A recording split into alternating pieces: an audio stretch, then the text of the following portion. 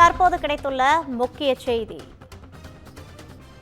நில அபகரிப்பு வழக்கிலிருந்து விடுவிக்க கோரிய முன்னாள் அமைச்சர் மு க அழகிரியின் மனுவானது தள்ளுபடி செய்யப்பட்டிருக்கிறது.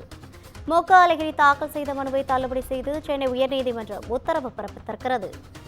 44 சென்ட் கோவில் நிலத்தை அபகரித்ததாக மு க அழகிரி உள்ளிட்ட 7 பேர் மீது மதுரை மாவட்ட குற்றப்பிரிவு வழக்கு பதிவு செய்த நிலையில் இதுகுறித்தான கூடுதல் விவரங்களை வழங்குவதற்காக நமது தலைமை செய்தியாளர் சிவா இணைப்பில் இருக்கிறார். வணக்கம் சிவா, கூடுதல் விவரங்கள். ரவினா, நில அபகரிப்பு வழக்கிலிருந்து விடுவிக்க கோரி முன்னாள் மத்திய அமைச்சர் அழகிரி தாக்கல் செய்த மனுவை தள்ளுபடி செய்து சென்னை உயர்நீதிமன்றம் ஒரு உத்தரவை பிறப்பித்திருக்கிறது. மதுரை மாவட்டம் திருமங்கலம் அருகே சிவரக்கோட்டையில மு க அழகிரிக்கு சொந்தமான பொறியியல் கல்லூரி இருக்கிறது.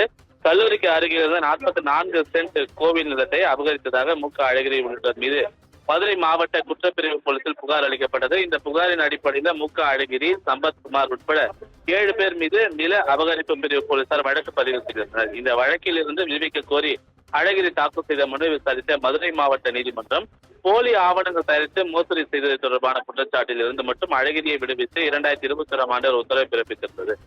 இந்த உத்தரவை எதிர்த்து மதுரை நில அபகரிப்பு தடுப்பு பிரிவு போலீசார் உயர்நீதிமன்றத்தில் மறு ஆய்வு மனு தாக்கல் செய்திருந்த நிலையில அதே போல் இந்த வழக்கிலிருந்து முழுமையாக விடுவிக்க கோரி அழகிரியும் மனு தாக்கல் செய்திருந்தார். இந்த 2 மனுக்களையும் விசாரித்த நீதிபதி வேல்முருகன் நில அபகரிப்பு பிரிவு போலீசார் தாக்கல் செய்த மறு ஆய்வு மனுவை ஏற்று போலி ஆவணங்கள் தயாரித்து மோசடி செய்ததாக கூறப்பட்ட குற்றச்சாட்டுகளில் இருந்து அழகிரியை விடுவித்து மதுரை நீதிமன்றம் பிறப்பித்த உத்தரவை ரத்து செய்து ஒரு உத்தரவு பிறப்பித்திருக்கிறது. அதே சமயம் வழக்கிலிருந்து முழுமையாக விடுவிக்க கோரி அழகிரி தாக்கல் செய்த மனுவையும் நீதிபதி வேல்முருகன் தள்ளுபடி செய்து உத்தரவு பிறப்பித்திருக்கிறார். ரவீனா, கூடுதல் விவரங்களை வழங்கியமைக்காக நன்றி சிவா.